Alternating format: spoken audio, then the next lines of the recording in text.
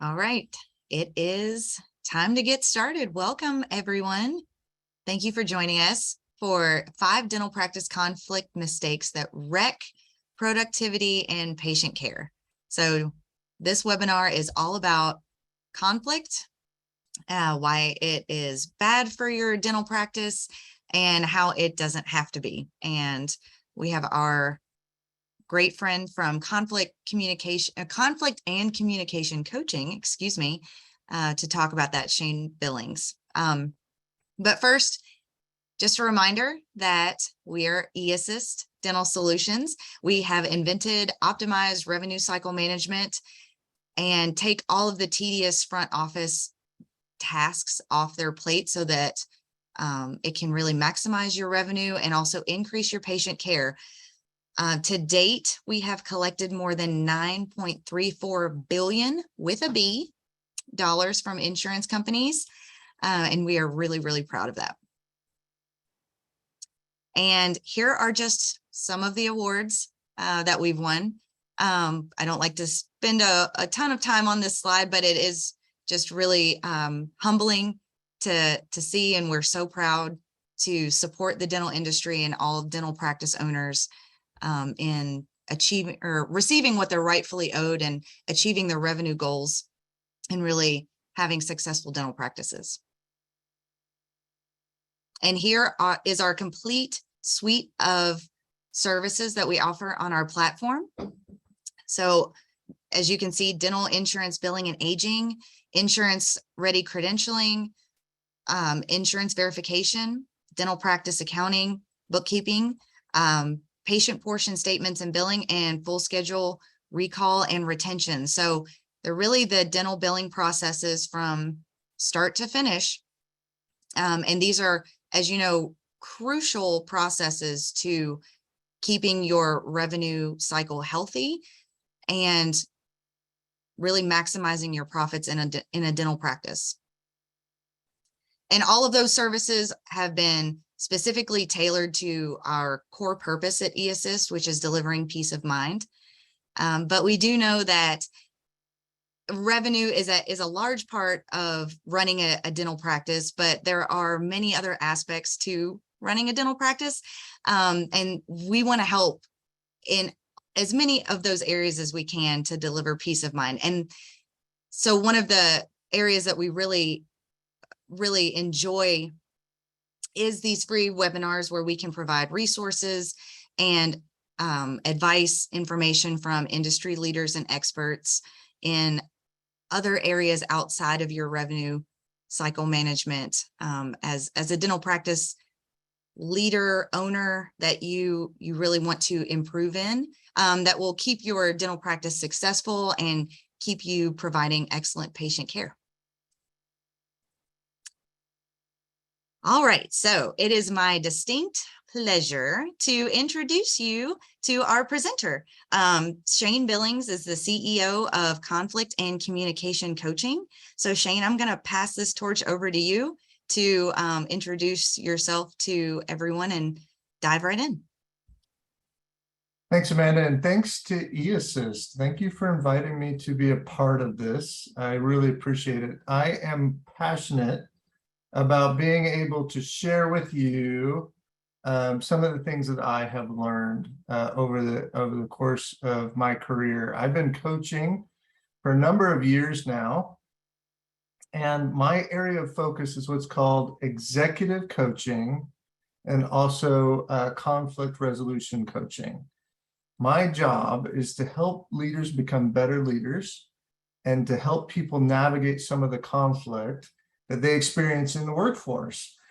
It seems like the word conflict is a bit scary to everybody. So that's my background, and I worked with many companies in this regard. So conflict is scary, right? Conflict is really something that's frowned upon, but it doesn't have to be. It doesn't have to be scary. In fact, some conflict is good. And when does it cross that line from being something that's scary and bad and it is enervating, meaning we lose our energy when we go into that environment versus when can it be productive? Well, the difference really is when it loses its productivity when it becomes personal. When it becomes personal and we're starting to get into not the issue at hand, but the relationship that's underlying that issue. What we want to do is we want to help you manage that, to make it an effective, reduced emotional conflict, focused on the issues at hand and not focused on the relationship. There are things that will help you with today to help you through some of those challenging circumstances. Now, I do love eAssist's peace of mind purpose, that they're delivering peace of mind. And they do that in a number of ways. And in addition to those wonderful ways, there are additional items to consider in delivering peace of mind to you and to your practice. And that's where, the way you work and enjoying your job and enjoying the people that you are with is just so important, right? And that frees you up to have that peace of mind. What do you do with that peace of mind? You deliver value to your patients. You take care of them. You do wonderful work for them. And it's your job, and you're rewarded richly from it if you have that business environment right. So what do we hope you learned today? We're going to talk about the 5 most common conflict mistakes, and hopefully you're able to glean from that and apply it. One of the things that I believe as a coach is I can teach principles, but I can also teach specific practices that you can apply. Hopefully you gain some practices today. Something that you can try the next time that you find yourself in a conflict. And then what that means is maybe you can memorize a response or two. How can you respond to somebody when you're in the middle of a conflict to lower the heat, maybe refocus it on something that is more a problem to solve. And then once you think about that, right? Once you think about that as far as how you're going, that becomes less emotionally draining. Right now, we are so afraid of emotional conflict, right? We just don't want to enter into it. We might avoid it. What we want to do is be comfortable in that space, not avoid it. We want to manage it. We want to be in the right space so conflict takes on the right role. And specifically what you're looking for is the right role of conflict is that it leads to the best decisions that you can make. Conflict is a good thing if it's over a problem to solve. What that means is in order to get to the right area, in order to get to the right solution, you've got to have all the best ideas come out. Well, while they're coming out, that's usually when people disagree with one another, right? What is the best? Well, the best is what you guys figure out together. And then we're going to talk about some things like what happens if you do nothing? What is usually the consequence of that? And we'll talk about, how to avoid that as well. Okay, let's jump right in. I want to hear from you. I would love to hear in the past 6 months, if you've heard a conflict and you're like, hey, I've experienced the conflict. What kind of conflict did you experience, and between who? What is most common? Now, I will say that I will be surprised if you say I did not experience any conflict, but I would love to hear what you have experienced in your area, in your work life, in your practices. And this is a multiple choice slide, so you can select all that apply. So,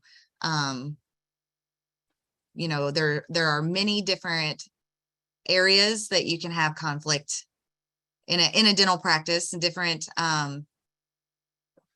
different dynamics. And so select all of them that you have seen in the last 6 months. So Amanda, have you seen conflict at work? I have. And many dental professionals that I've talked to have. I think it's inevitable, like you said, Yeah, Shane. So yeah, I'm excited to learn some tools on how to effectively manage it, because I think it is something that can happen, just like these answers say, not just between team members and doctors, but patients, you mhm, know. yeah. So it's been my experience. So as I speak to people in the dental industry specifically, I am hearing that there's a lot of conflict, which is something that I would like to help with. Yep. All right. Well, I think everybody has voted. So let's end the poll and I'll share the results here. All right. All right. So it looks like the majority here at 61% is conflict between team members. Okay. Next is conflict between doctor and team member. And then it's between office manager and team member. And then goes down from there. So I think it's safe to say, Amanda, that everybody here probably has experienced some level of conflict. We do have 5% that said all of the above. So Like all of it. all of that. All of Yeah. it. All right. Well, let's jump in because I think this is going to be really important for everyone to hear. The next thing that we're going to talk about is what is the impact at your work? So go ahead and let's start looking at that. Here's the deal. There's been studies out there that show that it is a big impact across the industries that are were studied by someone named Andra Pekintu. $359 billion was lost in workplace conflict in 2019. And what causes that? Well, first of all, you have a lower productivity. It's surprising. This higher turnover, when I learned about it, I was surprised. So the higher turnover, 52%, I'll give you this quote. This is from a Gallup poll. 52% of voluntary exiting employees say their manager or organization could have done something to prevent them from leaving their job. Okay, so what impact does that have? Other studies show that when you have someone leave their job and you have that turnover, replacing them could take 50 to 200% of that person's salary. So that is a huge hit when you lose somebody. And they can often leave because they don't like the work environment. Maybe they're having a conflict with somebody, could be with their boss, could be with those they work with. And when they leave, it's a big hit to your business. They can cause HR related lawsuits, like a hostile work environment. That's another thing. Not only that, but they're going to make mistakes. When people are in a conflicted environment or they're feeling conflicted, that's where their effort goes to. When you're around the water cooler, that's what they're going to talk about. Did you hear this? Did you hear that? This is what's going on. And their mind not being on their work, you can make mistakes. In the dental field, I imagine that those mistakes are fairly significant. Want to avoid those mistakes as much as possible and remove the distraction that conflict causes. And the other thing is that you can take it home with you, right? You can take that conflict, and I can share with you that, I love my wife. She's probably tired of me coming home with all of my problems. Well, we take our problems home with us sometimes. That can mean poor health, poor relationships at home. Conflict at work has a cost. So what else does it cause?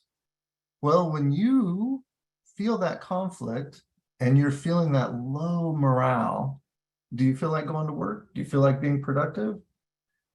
So do you feel like putting your heart and soul into what you really care about, which is delivering the best value to your customers, to your patients, to making sure that they're taken care of and serving them? No, you're probably doing other things to deal with this all-encompassing conflict. There's poor communication that you're probably experiencing.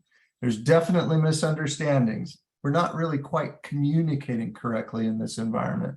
Like, we're not talking to one another like we really should. We're not open. We're not We're not vulnerable with each other like we should. And that low morale is really, really going to spread with other groups because, you know, if conflict gets out of control, we start to faction, and that low morale will start as other groups start to join us in our low morale. So low morale spreads.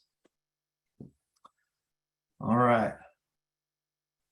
So happy employees are really productive employees. And I want to make sure that this is a clear point. The point is not that it's one causes the other. It turns out that happy employees are a cause and not an effect. What that means is that you're not in work and work is great, therefore I'm happy. What it is I'm happy, and that leads to great work, more productivity, better environment to be within. 23% is your profit above a company that doesn't have happy or engaged employees. So 23%, that's what we're really laying on the table on average. Combine that with other costs of, you know, you're starting to lose employees, and that is going to hit your bottom line as well. So there's a real business impact to this. If you leave it unattended, it could get worse and worse. So let's see. When you have a dental conflict, when you have a conflict, there's a lot of people that you can have conflict. And here's what I've experienced as I talk to people. Dental practices, there's so much on the line. It's so important for your business to stay profitable, to stay connected to your patients, to deliver the best value. And you're in such an enclosed space, you know, with just a few people that you know, that there's a lot of potential for conflict. It's like a family away from family. You can have conflict with your customers, with your coworkers, and even your vendors, with each other and with those around you. And it's because the things that are experienced in your dental practice are so impactful, they're so important to you, that the emotions run higher because your very livelihood is dependent upon how your practice is run and the things that are happening in it. And any threat to that is something that causes a lot of anxiety that you might have a conflict over. Okay, so I would like to run a quick experiment. I would like to ask a question of everybody in the Q&A, and you can be anonymous because we're going to get into some juicy stuff. We're going to get into some really, really good stuff. I want you to share with me in the chat some things that you may have heard in a conflict where you're saying to yourself, oh my gosh, did I just hear that? Like, did you just say that? And so let me give you an example of a couple to spur your imaginations of some that I've heard. Why aren't you creating a full schedule for me? Or you aren't doing your job. What are some things that you might have heard that made you really step back and go, huh, I just can't believe I heard that?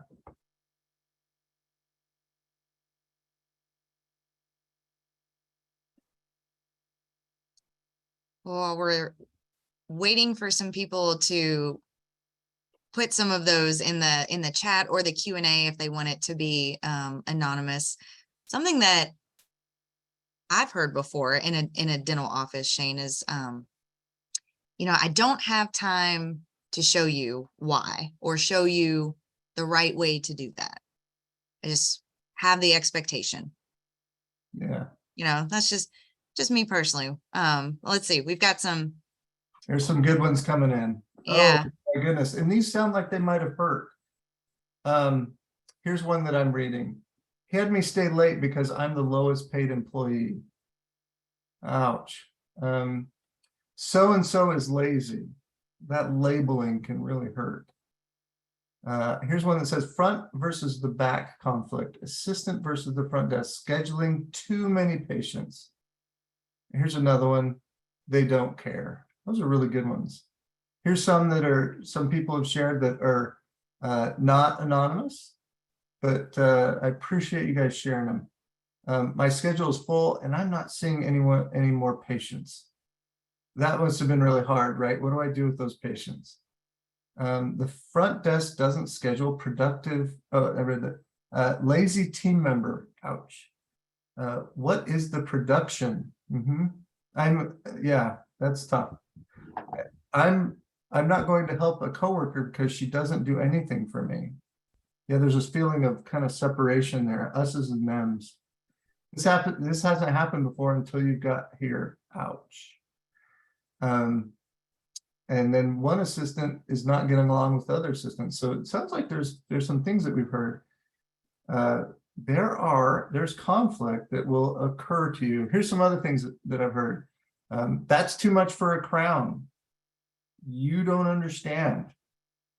I don't have time to teach you why you should be doing this. So those are some examples, and each one sounds like a painful thing that you might have experienced. So good. I'm very grateful that you shared those things. Not good that you experienced them, but I'm grateful that you shared them. So let's dive right on in. How do we make mistakes? What happens? What happens? What's the first mistake? The first mistake is usually this: it's becoming defensive. We're not going to talk too much about this, but there are 5 levels of conflict. The first level of conflict is actually healthy. The first level of conflict is a problem to solve. That's where you want to be. In fact, if you don't have a problem to solve and something's wrong, it means that you're so afraid of conflict that you don't bring out the best ideas. So that's a healthy place to be. The next place to be is what's called a disagreement. That's the next level. That's characterized by a defensive nature, which is where we are now. We'll talk a little bit more about those 5 levels. So in this level, we're starting to put up our guard. The goal at this level is to protect ourselves. We don't want to be hurt. And here's the thing, you're not going to be hurt. The first step is recognizing that you're actually pretty safe. If someone comes at you and attacks you, it's usually not you that's the problem.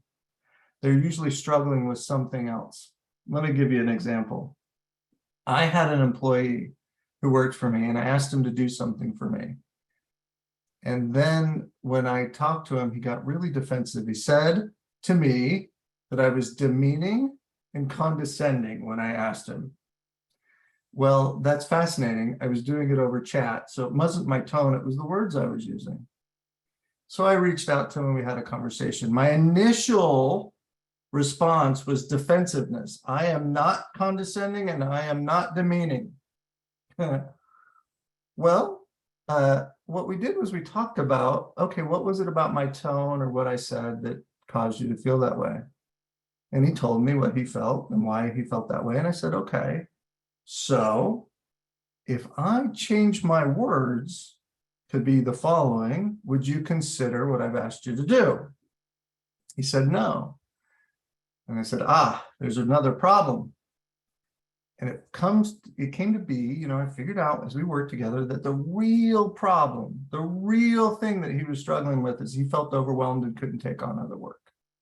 So when I came to him and asked him to do other work, he looked at me as somebody who was infringing on his free time, somebody that was taking away his ability to, he just felt overwhelmed. And so he labeled me as being demeaning and condescending. Well, we found out the real problem that he was experiencing was he was just overworked. But it wasn't me. I wasn't the problem. And if I was defensive, then we wouldn't have come to the real solution. So the first thing to do is try not to be defensive. 9 times out of 10, you are not the problem.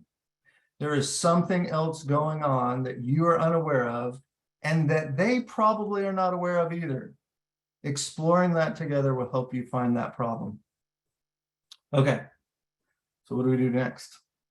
This is level 3 of conflict. Remember, the first one was problem to solve. The second one is called conflict. The third is called, so it goes problem to solve, and then it goes disagreement. The third one is called conflict. The fourth one is called contest. And the last one is called intractable situation. Those are levels of conflict.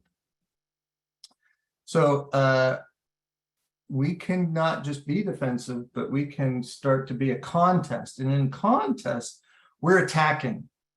We're no longer on defense. In fact, the best defense is offense. Let's go to the next slide there. Perfect. So you don't have to attack. There's no winners and losers. In fact, if you attack, you're starting to create a winner and a loser. A lot of people who I work with want to counterattack, or they want to win. There's not really a winner and a loser in a conflict. There's only a winner and a loser if you make it that way. And attacking makes it so that there's a winner and a loser. What you want to be is a win-win situation. You want to come together and figure things out together. Take that conflict off the table by being a partnership. So here's a total example of something I experience a lot in conflict resolution, which I help with. I'll work with one person, I'll say, what do you want? And they will, a lot of them say, I want an apology. When winning becomes the goal, an apology means you win, right? I won, you apologize, you're wrong, I'm right. I'm all for apologies. But if that is the focus of what you're trying to achieve, chances are you may win, but you will not fix the relationship and be able to move forward after that win, right? Because you forced the apology. Now, if the apology is genuine, I definitely believe it's a good thing. But if that's your goal, you got to be careful. And so what I usually teach about is forgiveness and why that's important. But not only that, keeping it at a level where you're not attacking. Let me tell you another story. I was working with an employee again, different employee. And this other employee says in an email that it was getting heated. It's getting heated back and forth as in you shoulds and this is wrong and that's is wrong and where are you? And I can't believe. And then my employee says, hey, quit being political and do the right thing. I read that and reached out to him and I said, you just lost the argument. He says, what? I said, you lost the argument. He says, how? And I said, you watch. The next email that you get is not going to be about the topic. It's going to be about how he is not being political. Sure enough, the email came back and the response was, I'm not being political. You're being political. It's all your fault. And that's where the argument went after that. The point is, don't counterpunch. Talk about the issue at hand. Don't counterpunch to the person who you're having a conflict with. Again, I want to emphasize this. You're not in any danger. You don't have to protect yourself from that. Okay.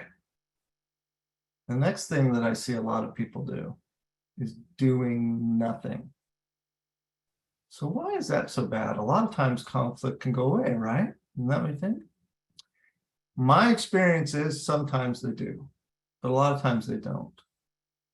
And what often happens is that feelings fester. And they fester because by doing nothing, we actually avoid people, right? That's what we think of as doing nothing. I just can't go talk to them. I can't deal with this right now. I'm not going to do anything. Well, that separation, that bridge, that gap between you, it'll grow and grow and grow because gaps can only be closed through communication and coming together. And that's why doing nothing often separates us more and more. It makes the conflict worse. And in particular, we talk about something called facts versus stories. This is how they become worse. Well, facts are, I observed this thing. It's factual. It's not got an interpretation to it. For example, she didn't talk to me today. That didn't occur. That's a fact. But the story that we might tell ourselves is, she didn't talk to me today. She hates me. Well, we don't know that. All we know is that she's not talking to us. But here's the thing. Your mind intentionally tries to make sense of the world around it, trying to make sense of what's happening. So it tells itself stories all the time. And then before you know it, those stories become real and real and real. Well, guess what separation does? it leads to more and more stories because there's not any fact to replace it because you're not interacting together. So I will tell a story that illustrates this. I worked with 2 women who had this, they were angry at one another, to say it politely. And there was an instance where they sat at separate areas during lunch. And they took that personally, that they didn't interact with one another. Well, the stories that they told each other, or told themselves about each other, got to be pretty bad. They kept saying, well, why did that happen? Well, it's because the other person, and they started to feel all this separation. Some of it may have been true, but not all of it. And so that separation grew and grew and grew until I was able to work with them and help them come together. So be careful about stories versus facts, and be careful about avoiding the conflict. You can fix the conflict. You can go in and work on it, and you can make it better. Don't be afraid of it. It's okay. Okay. We have a question, I think, Yeah. that might be related to this. If Yeah, you want let's me to hear read it. it right now. Okay. Yeah.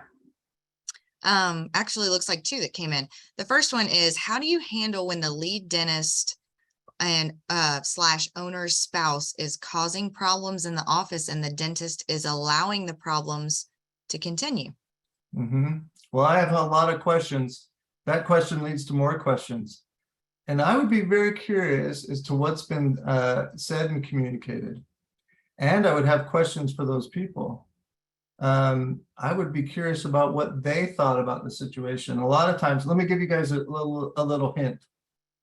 Let me give you an opportunity. This is a great way to give feedback that's not confrontational. And you can, if nothing else, you will take this and use it and make your life so much better. If you identify a fact without interpretation and then ask for interpretation from those around you, you will get a lot of feedback as to where to go next. Here's what I would do. The fact is, so I observe something. Hey, I see. And I would go right to the person who's struggling, or not struggling, who is doing the bad behavior, for example. Here's what I observed without fact. Hey, I wonder what you think of this. I'm not judging it. I wonder what you think of it. And it's a way to get that open and just start talking. That's a really good way to, I'm not coming at you. I'm wondering what you think. And you can word that so it's very soft and able to get out in the item in the open. That's what you want to do. But great question. Okay. Any others, or should we move on? Yeah, let's move on. There is another question that isn't related to this specifically, so we can save it for the Q&A, unless you want me to go ahead and ask it now. Let's save it for the Q&A. I don't. Sounds good. Yeah. So let's see, not empathizing. So this is key. Empathizing is, let's go to the next slide. Empathizing is not agreeing. Empathizing is understanding. Now, too often we look at disagreements as point, counterpoint, right? I say something, you say something, I'm right, you're wrong. You say something, I counterpoint that. That's how we disagree. Well, there's another way of doing it. One way is just to say, I need to understand where you're coming from. That does not mean that I agree with you, but I do need to understand where you're coming from. And so tell me, fill me in. I'm going to be curious. I'm not going to counterpoint. I just need to understand.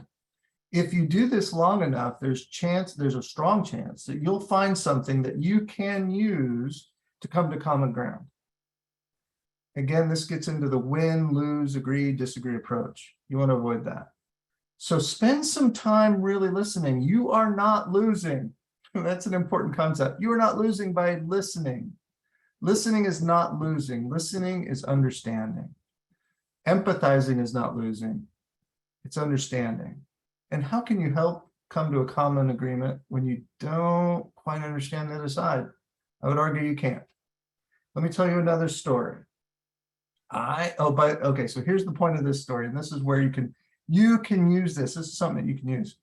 This is the most valuable in a political environment, because neither side in a political environment listens to one another. And I was listening to two people argue both sides of the political spectrum, and I sat back and I listened, and I listened, and I listened, and I waited. And finally, I heard something that I thought, I think that they'll both agree on this one topic. And I changed the topic. And I said, I think you'll both agree on this. Once I was able to find that and steer the conversation became productive. What can we do together? But they had to wait. Now, before I did that, the sides were struggling to connect. They were struggling to understand one another. And until they did, well, can't move forward. Okay, the next one, the last one, not strategizing your approach. If you go in, this is where most of us fail. If you go in and you're surprised, you're hit on the side of the head with a very offensive comment. If for whatever reason you are unprepared, chances are you'll react, emotionally, right? And this is important because there's a lot of things out there that can help you prepare. Coaches can help you prepare. Go out and study how to deal with conflict. Go look it up. Do not look up your points that you want to win. That's not going to help you. Study how to deal with conflict. Study how to practice not getting overly emotional in certain situations. Do deep breathing, say a prayer. Do what you need to do to prepare yourself emotionally so that when you go in, you're ready.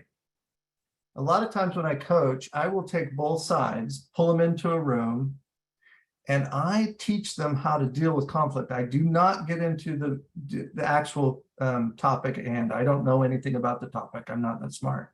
I know how to deal with conflict, and I teach them how to deal with conflict. In fact, one of the things I do is I teach about empathy. One side in a session, for example, I say, you're just going to give your side, but the other side, I just want you to listen. I just want you to ask questions to further understand, but you are not to counterpoint. And I teach them that skill. And a lot of us just don't have that skill practiced. We just don't have it practiced. Have someone help you practice. Go out and study. But don't spend the time that you normally would on the topic at hand. Study how to deal with conflict itself. Okay, Amanda, I think we're going to end at 45, and I know we have some other people that want to say some stuff. Let me wrap this up just with this comment here. It is good to resolve conflict. Good job. I think that's great. It is better to learn the techniques to apply in future conflict because it becomes universal as you deal with things. You can use it at home, you can use it at work, you can help other people go through it. That is better. And it is best to repair relationships with those around you. When you repair relationships, you get all those business benefits we talked about. You get all the ability to find the best solutions to the problems that you have as you strive to get the best ideas coming from each other. That's the best. That's what you should be shooting for. You'll see returns. You'll be able to have peace of mind. You'll be able to meet your customers' needs, your patients' needs. You'll be able to help out in many more areas.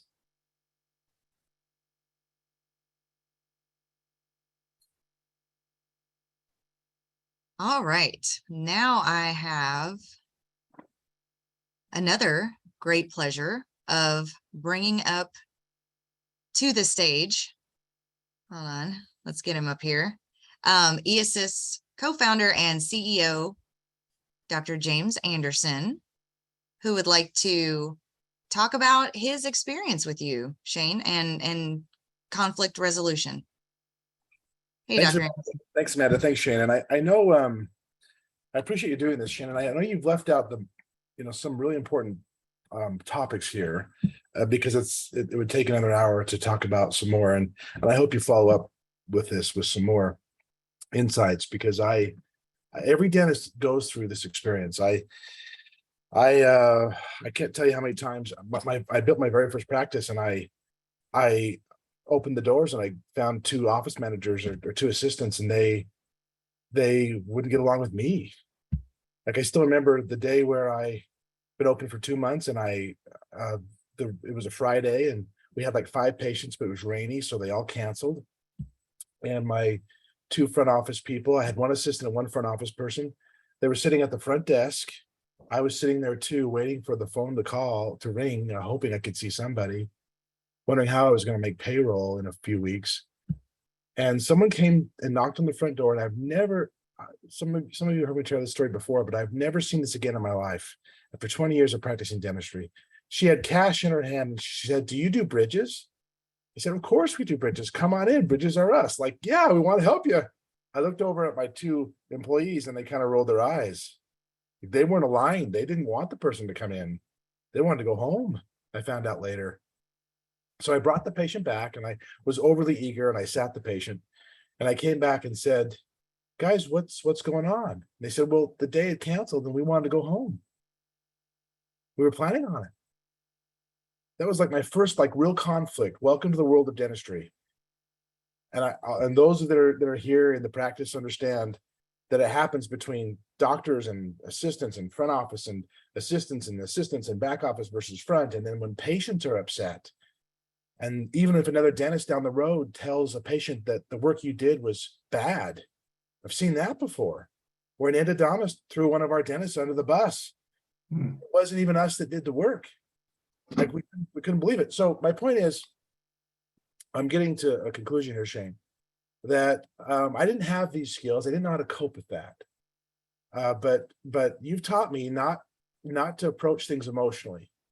Instead, to create to just talk about facts when you're talking with someone and you're trying to overcome a conflict. Don't make a story out of what you see, but present facts, and then tell them how it makes you feel. I wish I would have known that in 2023 or 2003. I didn't know how to do it.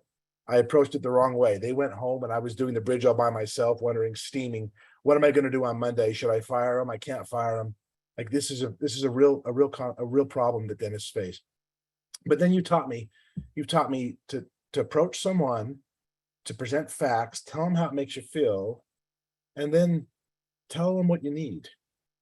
And as long as both members of both people want to solve the problem and respect each other and seek first to understand in this way and then be understood without creating a story behind something, it's amazing how defenses melt down, and how a doctor and an assistant, or a doctor and a coworker are able to solve problems. A husband and a wife, a spouse, to one another, a neighbor to a friend, like being willing to let go of the emotion and not have to win, but instead just listen, goes a long way to creating harmony and solving problems. And I'm not an expert at it. I make mistakes still. I'm grateful for what you've done to help coach me, and you've improved our lives here at eAssist and in my dental practices with the work we do there. You reach a point where hopefully there isn't conflict anymore. Everyone trusts each other, and we can have a disagreement, but people aren't upset. And that's all part of this process that I know you teach people and have taught us very, very well. So thank you from the bottom of my heart for helping me be a better leader. Thank you, James. Thank you. Yeah. That was awesome. So as you guys can see, there are many areas where conflict can be mismanaged. Like Dr. Anderson was saying, there's a lot more that Shane talks about and the different levels he was discussing. And he's here to help. Because the faster that you resolve your conflict with your team, the quicker you can shift your focus back to your patients. And that's what eAssist wants to help with, in delivering the peace of mind and getting the focus back to your patients, because that's really what grows your dental practice. And so just a reminder that you can't avoid the conflict, but you can effectively manage it and hopefully get to where it is very few and far between. So I want to launch another quick poll for you, Shane, if that's okay. If you would like Shane to contact you with more information about resolving conflict in your dental practice, this is a anonymous poll. We won't share the results, but just please let us know, because Shane is happy to reach out to you with more information. And the different areas that he can help as far as entire team, one-on-one conflict coaching. So he's got a lot of knowledge to share. I'm just going to say this is probably the most underappreciated skill, and it's, you know, so there's dental CE courses that talk about the dentists and office managers and assistants need to have. There are a lot of dental CE courses that talk about it, and they'll entertain us maybe at a dental convention, and then you walk away going, I feel good, but I'm not sure what to do. And that's because this is a skill like learning how to do a root canal, and it takes practice. And maybe I could even use a sports analogy here, if that's all right. It's like shooting a basket, a 3-point shot. Like, it takes a coach to help you through it. And there are some techniques that aren't just fluff, that are real and they're proven, and there's science behind it. And I know Shane can do that. So he's been very helpful for me, and I appreciate it, Shane. And I highly recommend you. If this is an issue, if you see conflict in your practice that is not healthy, it can go away. You can have peace of mind. Yeah. Yeah, I agree. Thank you. Great. Well, I'll give everybody just a few more seconds to answer this, and then we'll close that out.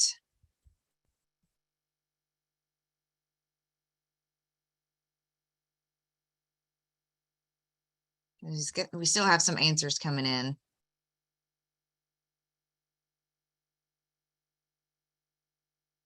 Well, I want to thank you, Shane, so much for sharing your expertise and your knowledge with everyone. This My has pleasure. been really informative. Thank you for having me. It's been an honor. Absolutely. So now we can jump into the Q&A. So there are a few questions in here. Okay, let's do it. All right, let's jump right in. Okay. I'm gonna summarize this question that was submitted anonymously. Okay. But for male dental practice owners that have a staff of predominantly female employees, there are obviously biological things that may be out of your control. And so I guess the question is kind of asking about when to take that into consideration. Mm-hmm. So first of all, there is always things out of our control. It's just the nature of living on this earth. Always. The idea is that what can we control? And that's what we want to focus on. So there's a lot of questions I have here too. I would be curious to sit down with that dentist and say, what do you observe around you? And what are your thoughts about those that you work with? Not about what causes it. See, and this gets back to stories versus facts. The facts is we act a certain way, we can see it. The story is what causes it. And the stories may be true. It may be true. The problem is they may not be. And so what you do is you focus on what's really happening, not necessarily what is it that's making that happen or the cause, until you get to the point where you explore that with the other person and they start to see what it is that is causing. You want to talk about that in a non-confrontational way. That sounds like a really tough one. And but I would say that to have that conversation in focus more on what is the thing that we want to achieve rather than the what's the cause, so to speak. Now, let me say this. Often we get, you remember when we talked about the apology? Apologies look backward. Apologies look backward. There's value in looking backward if you understand one another. But the real goal is to look forward. What do we do now? How do we move forward? What do we do from here? What choices can we make now? Right? And so if you look backward to understand. If you look forward to progress. And then most of your time should be looking forward, not backward. And so honestly, if I was coaching those two people, the way I would do it is to steer the conversation forward, not backward. Great, thank you. All right, the next question says, what if the other person isn't interested in talking? Well, that is a fascinating thing. There's a rule in coaching that I have, which is you have to want to engage. Remember how I talked about if the separation, right? The separation, well, the conflict will get worse and worse and worse. And the truth is that the other person isn't interested in talking. There's probably, like, if they will not talk to you, then you can't repair that relationship. One of the things, when I coach people, the first thing that I do is see if that they are candidates, right? There's no magic bullet to this. There's no, like, I sit down with you and solve everything. The first thing is, okay, is the environment right for me to do my work? If the other person's not going to engage, then it's very difficult to repair the relationship. I'll tell a story. I had a team that I'm human. I'm going to confess that. I pushed them harder than they were able to be pushed, and they started to disengage with me. And so I recognized that and started to go in and be much more supportive than I was, and got them to open up by just serving them more and more. So the best thing that, as long as they're not abusive, the best thing that, and they're not hurting you, the best thing you probably can do is just try to serve them and love them the best you can until they open up. And then when they open up and you're both ready to work on it, you can. I get asked that one a lot. It's very common. Yeah. The other person is probably afraid of fixing the relationship, or afraid that they can't, or they're so emotionally drained that they can't engage anymore. And let me end with this. Sometimes you can get somebody to intermediate for you, to go and approach that person and start the conversation so that they begin to open up.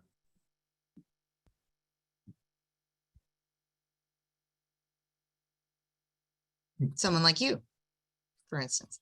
Someone like me. Absolutely. So one of the things is I'm a referee. I don't take sides. And so I can approach people that you can't, because you come with this baggage.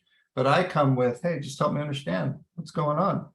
And they'll start to, they'll start to explain what's going on and share. And then I don't take sides. I never take sides, but I can say, okay, here's how we should move forward if you're interested. Yeah.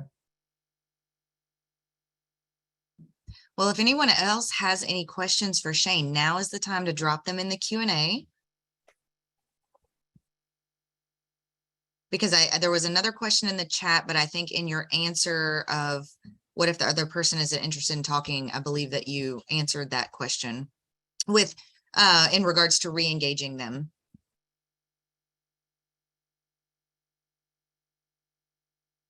Yeah. Oh, okay. So we had one just come in. This is a good one. How do you deal with lying? Oh, lying. Why are they lying? Lying happens. So you got to find out why they're lying. And what you do is you create a safe space to tell the truth. People lie to protect themselves, right? That's usually why they lie. So what does that tell you? That they're in that protective space. They're in that protective self-preservation space. And so that's level 2 of conflict. Lying is a sign that you're in level 2 of conflict, which is, it's called disagreement.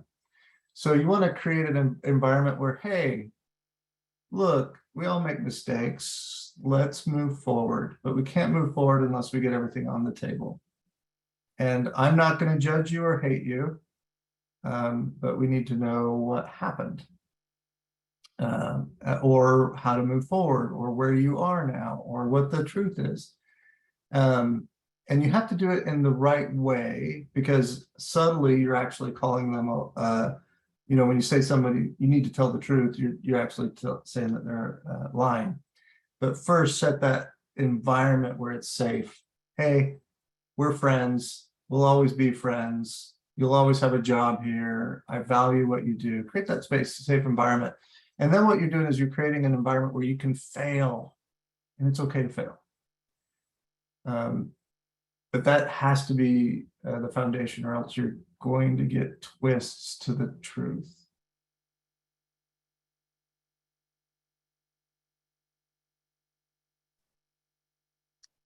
All right. Well, I think you may have answered all the questions. But if you have other questions that you think of in an hour or over the weekend or anytime in the future, you can email Shane at learnmore@dentalconflictcoaching.com.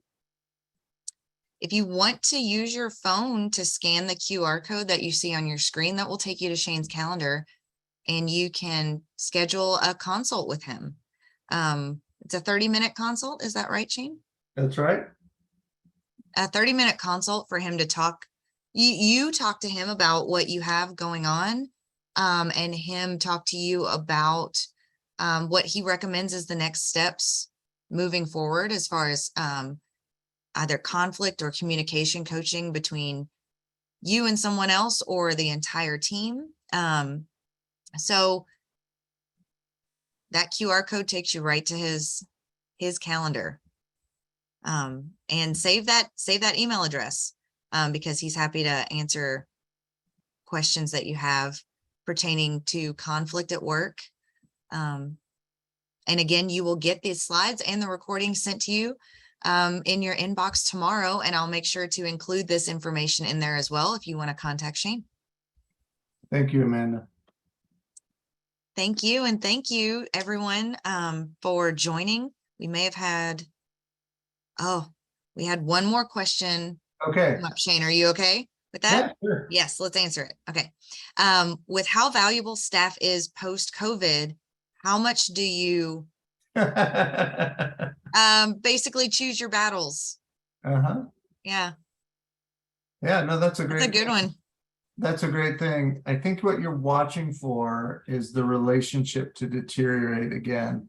So that when the relationship suffers, you really can't give the best service to your patients.